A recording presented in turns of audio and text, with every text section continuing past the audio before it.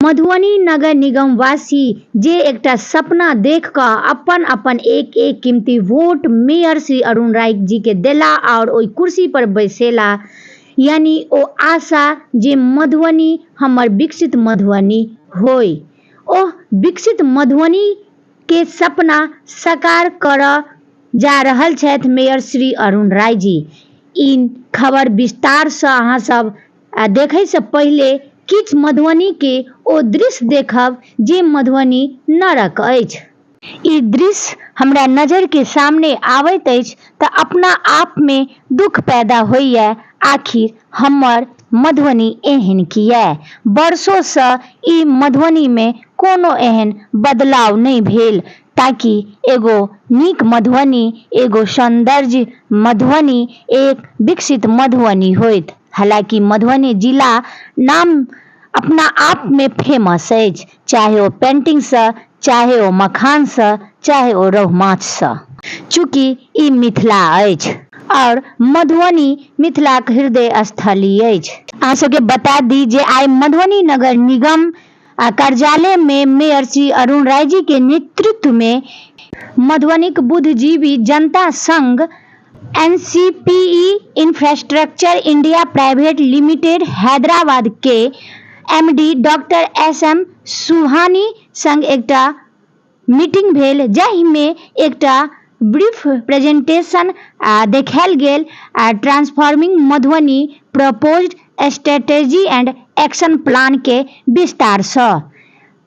अभी कुछ दिन पहले पिताजी भी डेट कर गए, हमको मौका मिला प्रसाद खाने के लिए, हम गांव भी गए, वहाँ भी देखे इनको क्या डीएम क्या आईएएस कुछ नहीं, एकदम लग रहा था कि हम एक घर में आए हैं और बड़े भाई छोटे भाई का रिश्ता के तौर तरीके से मिल रहे हैं। कहीं न कहीं हमारे दिल में आ गए, हमको लगा नहीं ये शहर के लिए बहुत कुछ करना चाह रहे हैं।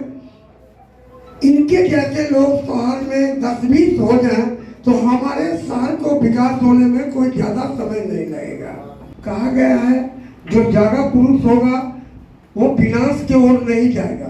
तो मधुबनी अब जग गया है, चाहे हमारे नेतृत्व में हो, 1 से 45 वार्ड के पार्षद के नेतृत्व में हो, या उप मेयर साहब के नेतृत्व में हो, या मधुबनी जिला के बुद्धिजीवी जितने लोग हैं इनके नेतृत्व में हो, लेकिन विकास होगा।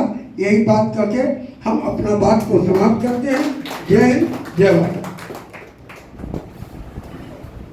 हम ये नहीं बोल रहे कि शहर का वाटर सप्लाई स्कीम के बारे में बात कर रहे हैं या ड्रेनेज के बारे में बात कर रहे हैं या सॉलिड वेस्ट मैनेजमेंट के बारे में।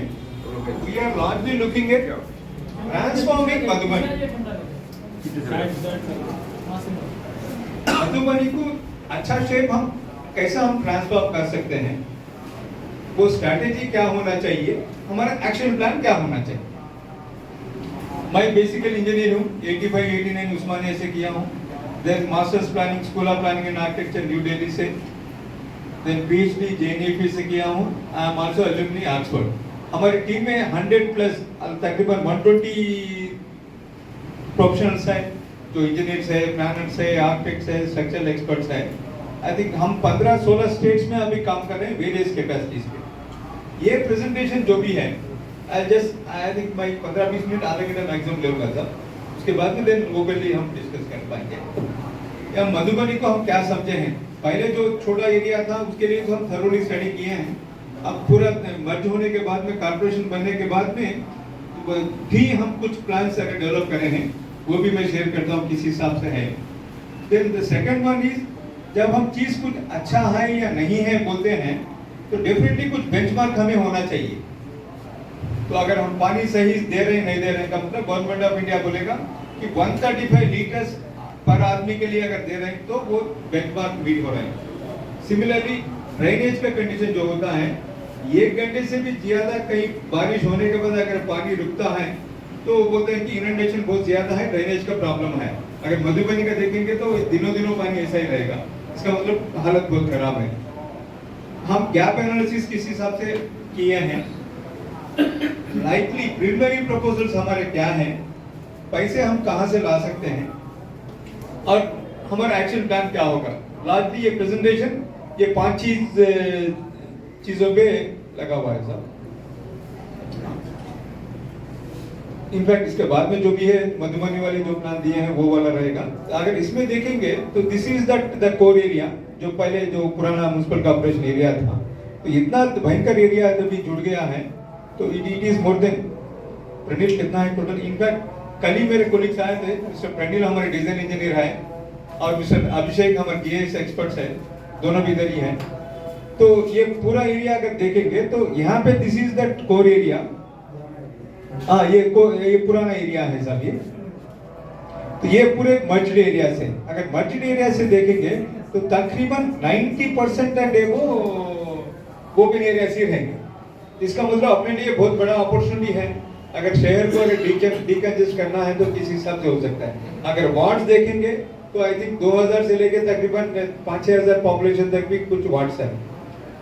तो सिर्फ अपने ये प्लान एक किया गया था सब पहले, उसी बेसिस पे हम लोग उसको डिरेक्ट किए हैं। नेक्स्ट प्लान देखेंगे, हाँ, तो अगर हम अभी डिस्कस करेंगे तो 2 मुद्दों पर।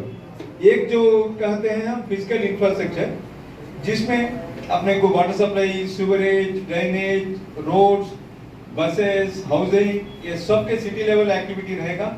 We call it physical infrastructure. इसको हम कैसे एड्रेस कर पाएंगे? देन दूसरा जो भी है regular day to day activity में जो हम सामना करेंगे, those are largely related to अपने जो पार्क्स क्या कैसे रहेंगे, मार्केट किस हिसाब से है, तो कभी कभी यूज करने वाले ऑडिटोरियम्स, पर्टिकुलरली कभी जाने वाले हम ग्रेवयार्ड्स कैसे हैं, स्लाटर हाउस, स्पोर्ट्स कॉम्प्लेक्स, ये सब चीजों की जरूरत है। ये दोनों चीजों को हम कैसा कर पाएंगे, तो that is how our presentation is. फिर अगर शहर को फिर अगर दोबारा देखेंगे तो अगर पूरा नेटवर्क तकरीबन, अगर रोड नेटवर्क अगर पूरा देखेंगे सब, ये पूरा शहर का, we have very close to 326 kilometre सब रोड नेटवर्क है पूरे शहर में। इनफैक्ट ये पूरे जीएस से निकाले सो है, इसमें गली गली मार्क करते हैं। अगर लेवल्स देखेंगे तो कार्टून में आप अगर लेवल देखेंगे, मोस्ट अनफॉर्चुनेटली अगर शहर में अगर कहीं पे भी देखेंगे तो आपको कहीं ऊंचा नीचे नहीं दिखेगा, almost it is a flat. I think ये बहुत फ्लैट टेरेन है। I think that is the most unfortunate thing. कभी भी अपने ट्रेन्स में not only the rainy season, even other than rainy season में पानी रुके ही रहेगा, क्योंकि अगर लेवल डिफरेंसेस देखेंगे, अगर एक कॉर्नर से दूसरे कॉर्नर तक आपको 5-6 मीटर से ज्यादा लेवल नहीं रहेगा, इवन लेंथ ऑफ 10 किलोमीटर के बाद में भी। जब हैदराबाद जैसे शहर में देखेंगे 10 किलोमीटर में कम से कम आपको 15-20 मीटर का लेवल डिफरेंस रहेगा। तो that is actually the drawback of Madhubani. उसको ये फ्लैट टेरेन होने की वजह से उसको बहुत थरोली स्टडी करके उसको एड्रेस करना पड़ेगा। हाँ, ये अगर देखेंगे तो इट इज लार्जली स्पीक्स, जो ब्राउन कलर है वो रिच पॉइंट्स है, जो वैली पॉइंट सब मिल के ही है। कहीं पे भी आपको कंटिन्यूअस स्लोप जैसा कुछ कहीं दिखेगा नहीं आपको। भाई और नेक्स्ट प्लान एक दिखाऊंगा साहब, ये बिल्ड करने के लिए ये काफी यूजफुल है। इसके बेसिस पे अगर देखेंगे ये बाउंड्री है सब ब्लॉक वाला, अगर पानी कहाँ पे अगर पानी बारिश गिरेगा तो किस डायरेक्शन में जाएगा, तो इसके दिस इज ऑलरेडी अवेलेबल। इसी जनरली क्या होता है साहब, अगर कुछ मेयर साहब आपको कुछ शहर के लिए अगर कुछ प्रोजेक्ट चाहिए होता है, पहले जाके अर्बन डेवलपमेंट मिनिस्ट्री में या गुडको में, वो Bihar urban infrastructure development corporation में बोलते हैं, वो लोग बोलते हैं कि हम स्टडी कराएंगे, स्टडी करा के बोलेंगे कि आपको जरूरत है या नहीं है और पैसा कितना होगा। हमने क्या किया है, उनको वो चांस नहीं देंगे। हम ये बोलेंगे कि स्टडी ऑलरेडी अवेलेबल है, not only that board limits पूरा शहर के लिए अवेलेबल है। आप फ्रेश आके फिर एक 6 महीना 1 साल इस पे स्पेंड करके तो फिर एक नया चीज कुछ लेके आने की जरूरत नहीं है। हमें वाटर सप्लाई के लिए इतना चाहिए, ड्रेनेज के लिए ये चाहिए, सूरेज के लिए ये चाहिए, ये अगर पेपर ले जाएगा उनको दिखाने का है, पुनः से अप्रूवल ला लेने का है, टेंडर बुला लेने का है। अगर उनको बोलेंगे फिर वो 1.5-2 साल लेंगे, जब तक भी गवर्नमेंट बदलेगी। गवर्नमेंट बदलेगी तो मतलब संभव होने की बात कर रहे हैं। तो ये अपने पास कंप्लीट अवेलेबल है, जिससे ये पता चलेगा, ये पूरे मैं सॉफ्ट कॉपीज हार्ड कॉपीज आपको देकर ही जाएंगे हम। तो पानी कहाँ से गिरेंगे तो पानी किस हिसाब से आएगा, फिर आके कौन सा ये प्रोफाइल में मिलेगा, अल्टीमेटली किस तरफ जाएगा। ये सब पूरा शहर के लिए है, उसके बेसिस पे ही हम कुछ एस्टिमेशन करे हैं। दिस इज द थिंग, हम जो जिसके बेसिस पे ड्रेनेज बेसिस बनाए हैं, कौन सा ड्रेनेज बेसिस में प्राइमरी ड्रेन किधर आएगा, सेकेंडरी ड्रेन किधर आएगा, सब इसमें रहेगा सर। हाँ, अभी हम दिखाते हैं। तो आप एक बात बोले थे आपके स्पीच में, तो शहर टूटा हुआ है, तो मैं समझा कि मैं बिल्कुल उतना एगेंस्ट नहीं हूँ, मैं भी वही हालत में हूँ, अंडरस्टैंडिंग मेरी जो भी है ऐसा ही है। अगर देखेंगे तो हर घर के सामने भी यही हालत है। ये this is the picture taken yesterday and today. अगर छोटे गलियों की हालत ये है, अगर लोग कैसा पसंद करेंगे मधुबनी में रहने का? अगर बारिश होगी तो ये हालत है। जब ये ड्रिंकिंग वाटर के सोर्स के अगर आसपास के हालत देखेंगे तो ये पुराने वाले फोटो नहीं है आज और 100%। हाँ, तो ऐसा नहीं कि सुबह नहीं, कभी 2 साल के पहले फोटो लाके दिखा रहा मैं हमारे लोगों को इसीलिए मैं कल भेजा हूँ कि पहले समझो कि हम गलत ना बोले। अगर ऐसी हालत है तो अगर ऐसे देखते हैं तो अगर कोई आदमी अगर ये रोड पे भी चलना भी चाहेगा तो कैसे जा पाएगा? कोई भी अगर लेडीज भी जाएंगे स्कूल, बच्चे भी जाएंगे, तो आई थिंक मेरे को लगता है कि इमीडिएटली वार फुटिंग पे जैसे मिलिट्री वाले आके कुछ काम करना शुरू करते हैं, आई थिंक हमें लोग सब लोग चले जाके इसके सोल्यूशन के लिए हमें ढूंढना ही चाहिए। अगर ये देखिए, देखने के लिए तो काफी अच्छा दिखता है, कभी बारिश में पानी यहाँ तक आ जाएगा तो वो ड्रेन में जा रहा है या रोड के ऊपर जा रहा है भी उसको पता नहीं चलेगा। Very pathetic situation. ये स्टॉर्म और ये सॉलिड वेस्ट मैनेजमेंट का तो ऐसा ही, अपने लोग भी ऐसे ही है, इनफैक्ट मैं भी ऐसा ही हूँ।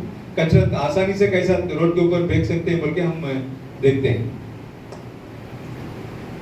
तो ये एक प्रोजेक्ट था जो तकरीबन 2-3 साल के पहले इनिशिएट किए थे आप, स्टॉर्म वाटर ड्रेनेज कुछ एसटीपी बनाने का।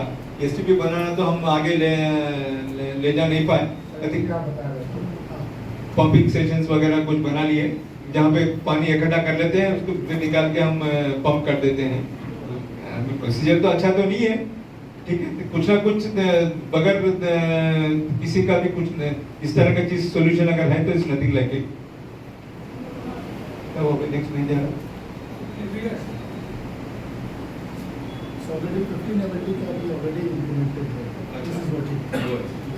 हाँ, ये कुछ ड्रेनेज सिस्टम बना हुआ है, इनफैक्ट काफी अच्छा है, लेकिन इसमें एक चीज बुरा दिखता है।